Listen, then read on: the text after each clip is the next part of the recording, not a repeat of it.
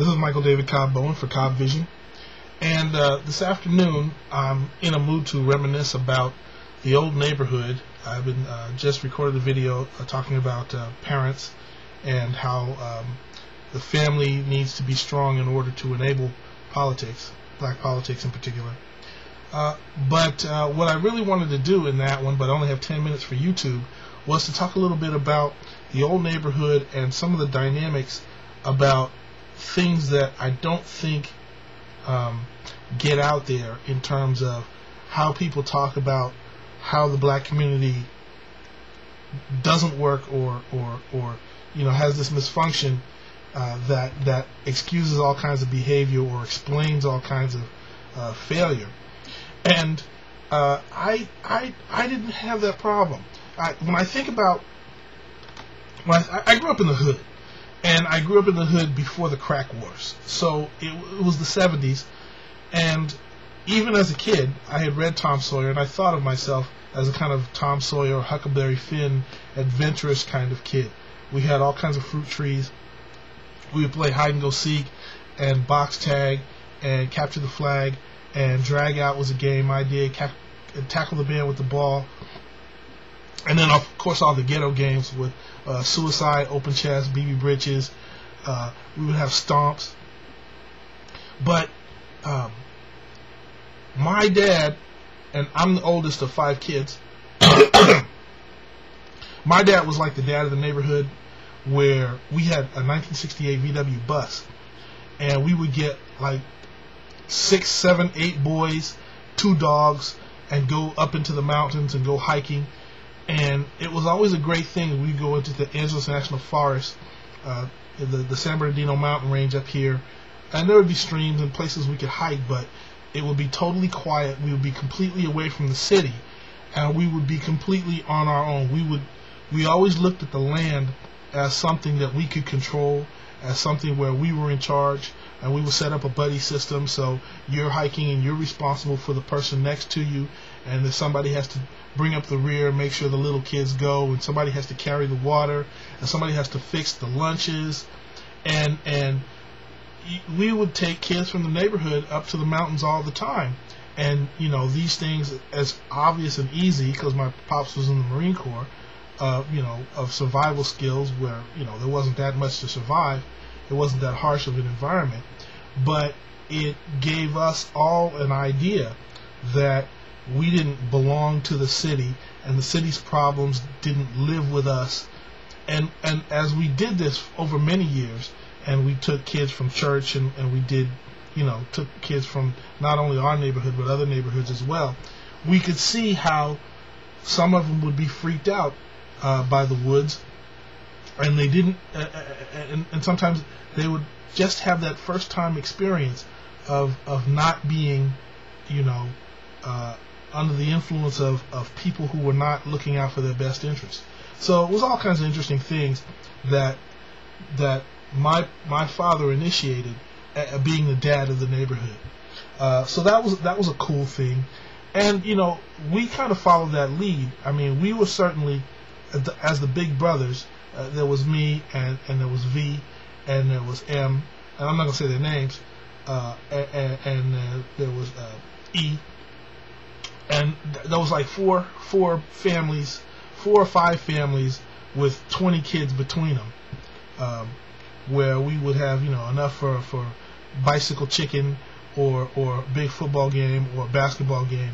And back in the days, we used to call the younger people little man, and it was kind of a sign of respect, unless they were a hook or a knucklehead or onion head, whatever we would call them. But this was not a gang neighborhood, and we were like in the middle of gang territory. I mean, it was gangs to the north, to the south. Well, not to the south, but to the north, to the west, and to the east, there were gangs. But we were like sports kids and games kids and adventurous kids, and we didn't have that problem until like the oldest kids went off to the service. A lot of them went to the Army, and I went to college. And then there was like a second generation, and kind of the knucklehead kids took over. And so I've always looked at, especially in terms of, you hear a lot about, well, blacks are always mistaken. It doesn't matter what your success is, the cops will mistake you for somebody else, for a gangbanger. And I've always looked at that same thing as, we knew the little punk kid gangbangers, who didn't do anything, who wouldn't, learn how to swim when we all went swimming, who didn't play football when we were all playing football, who didn't shoot hoops when we were all playing hoops. All they wanted to do is get high and talk about how bad they were, or their parents or their father would just be like beating on them all the time, and they were just waiting to take it out on somebody else. But my experience was that we were the big brothers of the neighborhood, and we set the tone and the style. And when we were gone, those dysfunctional or broken homes, those became the oldest kids in the neighborhood. And that's when the crack wars took over.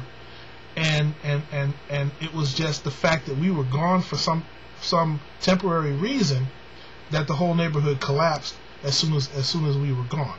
And so where there was never guns came. Where there were never hard drugs came. But those younger kids still had our style and our mannerisms, and they were still trying to be what we were. And so I look at gangster style, and I look at all that, and I know it's derivative of what the legitimate style was.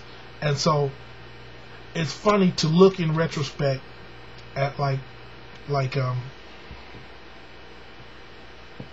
there was something about the what was it, Bastards of the Party, a documentation on Crips, where people will come back in their history and say they attributed all these things, these cultural things, to the gangbangers, when in fact it was the people who were older than them, who they were trying to be but were not, and didn't have the courage or whatever it is that we had that they didn't have, that forced them to need to join gangs.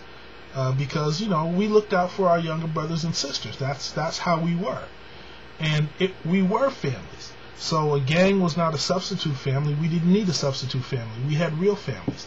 And even, we knew, like, the man next door had 8 kids, and when he died, and he was a CB, and he was like, a military engineer, and he drove trucks, and he was a tough guy, and he had 8 kids, and there was no way that could all hold together. So some of them went bad, some of them stayed good. But we always knew it was the family. It wasn't the gang, it wasn't the city, it wasn't the neighborhood, it wasn't the cops, it wasn't anything else but how you treated your big brothers and your little brothers, if you respected your parents or if you talked back to your parents. It was always clear to us. And so it was always within our ambit to make some difference. You can be a father and a big brother in the neighborhood, but there's only so much you can do.